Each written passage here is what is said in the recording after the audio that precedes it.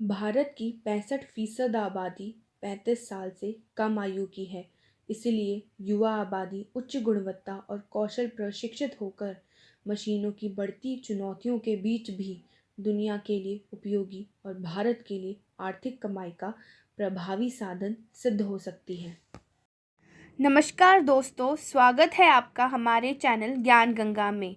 चलिए आगे बढ़ते हैं और जानते हैं इस पूरे विषय के बारे में। दुनिया में प्रौद्योगिकी के विकास के साथ ही एक बड़ा संकट रोजगार का भी खड़ा हुआ है।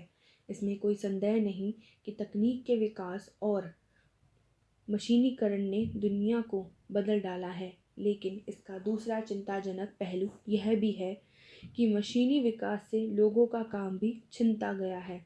और आज तो हम रोबोट युग में हैं। रोबोटों के बढ़ते उपयोग ने इस चिंता को और गहरा दिया है कि आने वाले वक्त में क्या इंसान उत्पादन में किसी भी रूप में भागीदार नहीं रह जाएगा।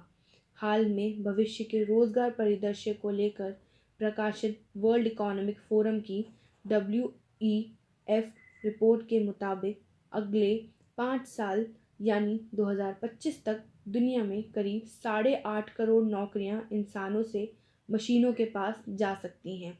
इस रिपोर्ट में यह भी कहा गया है कि करीब 9 करोड़ 70 लाख ऐसी नई नौकरियों की भी भूमिका भी विकसित होंगी जिनसे इंसान और मशीनों के बीच सामंजस्य बन सकेगा। रोबोट के बढ़ते प्रयोग के कारण आगामी 5-10 वर्षों में दुनिया भर में परंपरागत नौकरियां खत्म होने लगेंगी। कोविड-19 के कारण दुनिया भर में डिजिटल अर्थव्यवस्था और तकनीक की अहमियत बढ़ी है। इससे भी रोजगार क्षेत्र में बड़ी चुनौती खड़ी हो गई है। इस समय दुनिया में उपभोक्ताओं की प्राथमिकता में रोबोट की अहमियत लगातार बढ़ रही है। जापान जैसे देशों में तो घरेलू काम तक में रोबोट इस्तेमाल हो रहे हैं। ऐसे में कोविड-19 के बाद रोबोट वैश्विक अर्थव्यवस्था का एक अहम हिस्सा हो जाएंगे। इसमें कोई शक नहीं, जिन देशों में कार्यशील युवाओं की कमी है उन देशों में रोबोट अत्यधिक लाभप्रद होंगे। लेकिन भारत जैसे अधिक कार्यशील आबादी रोबोट के बढ़ने से रोजगार और नौकरियां जाने का खतरा बढ़ता जाएगा। दुनिया की अर्थव्यवस्था में मशीनों यानी रोबोट की अहमियत कितनी बढ़ गई है, इसका अंदाज़ा अमेरिका के बॉस्टन कंसल्टिंग ग्रुप की रिपोर्ट से लगाया जा सकता है। इस रिपोर्ट के अनुसार रोबोट का वैश्विक बाजार लगातार बढ़ रहा है। वर्ष 2010 में दुनिया में रोबोट का बाजार करीब 15 अरब डॉलर मूल्य का था, जो इस साल यानी 2020 में करीब 43 अरब डॉलर तक 2025 तक यह 67 अरब डॉलर का हो जाएगा। इस समय दुनिया में सबसे ज़्यादा कार्यरत रोबोट जिन देशों के पास हैं उनमें चीन, जापान, अमेरिका, दक्षिण कोरिया और जर्मनी प्रमुख हैं। दुनिया में विभिन्न प्रकार के रोबोटों की संख्या तेज़ी से बढ़ती जा रही है। सामान्यतः रोबोट दो तरह के होते हैं: इंडस्ट्रियल औद्योगिक रोबोट और सर्विस रोबोट। इंडस्ट्रियल रोबोट औद्योगिक एवं कारोबार इकाइयों में काम करते हैं, जबकि सर्विस रोबोट सर्विस से जुड़े विभिन्न क्षेत्रों में सेवा संबंधी काम करते हैं, जिनमें पेशेवर कामकाज वाले रोबोट, घरेलू काम में प्रयोग होने वाले रोबोट शामिल होते हैं। दुनिया में कोरोना वायरस से निपटने और अधिक से अधिक लोगों को कोरोना संक्रमण से बचाने के लिए रोबोटों का बखूबी उपयोग किया गया है। यह मशीनों के नए युग का संकेत है। दुनिया में औद्योगिक गतिविधियों में इस्तेमाल होने वाले रोबोट की संख्या 2018 में करीब 24 लाख थी, जो 2022 में बढ़कर करीब 40 लाख तक पहुंचने का अनुमान है। औद्योगिक रोबोट चीन में सबसे ज़्यादा है। वर्ष 2018 में चीन में करीब 6.5 लाख औद्योगिक रोबोट थे। चीन में प्रत्येक 10,000 कर्मचारियों पर 732 रोबोट काम कर रहे हैं।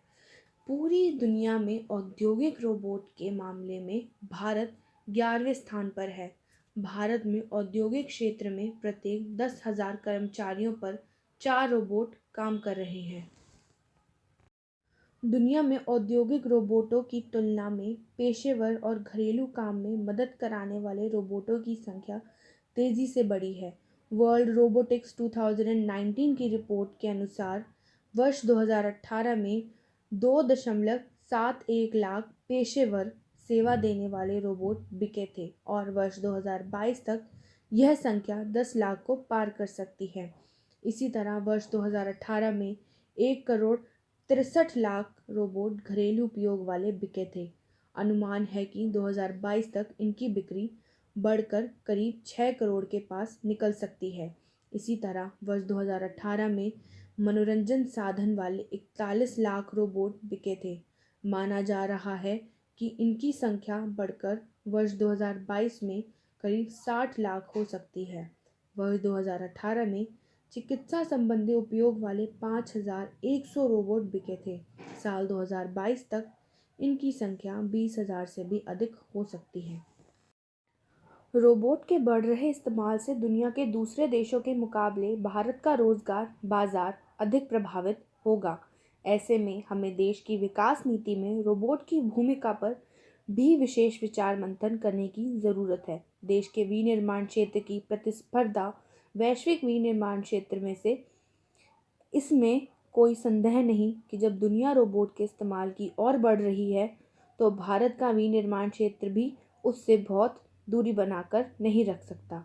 आईटी जैसे क्षेत्रों में भी रोबोट के महत्व से इनकार नहीं किया जा सकता। ऐसे में जहां एक और देश में ज़रूरी क्षेत्रों में उपयुक्त संख्या में रोबोट का उपयोग किया जाए, वहीं दूसरी ओर सरकार को रोबोट के बढ़ते उपयोग से पैदा होने वाली रोजगार चिंताओं पर ध्यान देते हुए देश की नई पीढ़ी को रोबोट जैसी आर्टिफिशियल इंटेलिजेंस के उच्च कौशल से प्रशिक्षित करने सहित रोजगार के अवसर बढ़ाने की रणनीति भी बनानी होगी।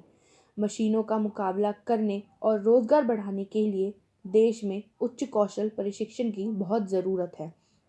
उच्च शिक्षा और कौशल विकास पर उपयुक्त ध्यान देकर रोजगार की चुनौतियों के बीच रोजगार की नई संभावनाओं को साकार किया जा सकता है। विश्व बैंक की रोजगार रहित विकास नामक रिपोर्ट में कहा गया है कि भारत में नौजवानों की बढ़ती तादाद को ध्यान में रखते हुए हर साल 81 लाख नई नौकरियां और रोजगार के अवसर पैदा करने की ज़रूरत है। इतने रोजगार के अवसर और नौकरियां जुटाने के लिए शिक्षण प्रशिक्षण की गुणवत्ता में सुधार और सार्वजनिक व निजी निवेश में भारी वृद्धि करनी होगी। विश्व बैंक का कहना है कि दुनिया के अधिकांश विकसित और विकासशील देशों में जनसंख्या वृद्धि दर तेज़ी से घटने के कारण कामकाजी आबादी कम हो गई। भारत की 65% आबादी 35 साल से कम आयु की है। इसलिए युवा आबादी उच्च गुणवत्ता और कौशल प्रशिक्षित होकर मशीनों की बढ़ती चुनौतियों के बीच भी दुनिया के लिए उपयोग और भारत के लिए आर्थिक कमाई का प्रभावी साधन सिद्ध हो सकती है। देश में अब डिजिटल रोजगार भी बढ़ रहे हैं। डिजिटल अर्थव्यवस्था में भारत की नई पीढ़ी के मौके बढ़ते जा रहे हैं। यह ज़रूरी है कि रोजगार में नए मौक़ों और तेज़ वृद्धि के लिए भारत को कारोबार, उत्पादन और निर्यात के वैश्विक केंद्र के रूप में विकसित किया जाए। भारतीय अर्थव्यवस्था दुनिया की 5वीं सबसे बड़ी अर्थव्यवस्था है। साथ ही भारतीय बाजार दुनिया का चौथा सबसे बड़ा बाजार है। देश में प्रतिभाशाली नई पीढ़ी के द्वारा बढ़ते हुए नवाचार, नए छोटे कारोबार, शोध और विकास, ऑटो सोर्सिंग और कारोबार संबंधी अनुकूलताओं के कारण दुनिया की शीघ्र वित्तीय और वाणिज्यिक कंपनियां भारत की ओर देख रही हैं। ऐसे में भारतीय बाजार में नए दौर के रोजगारों की संभावनाएं प्रबल हैं। आशा करती हूँ कि आपको हमारी वीडियो ज़रूर पसंद आई होगी। ऐसे और दिलचस्प और जानकारी से भरे वीडियोस पाना चाहते हैं तो हमारे चैनल ज्ञान गंगा से जुड़े रहें और कृपया हमारे वीडियो को लाइक, शेयर, कमेंट और हमारे चैनल को सब्सक्राइब करना ना भूलें।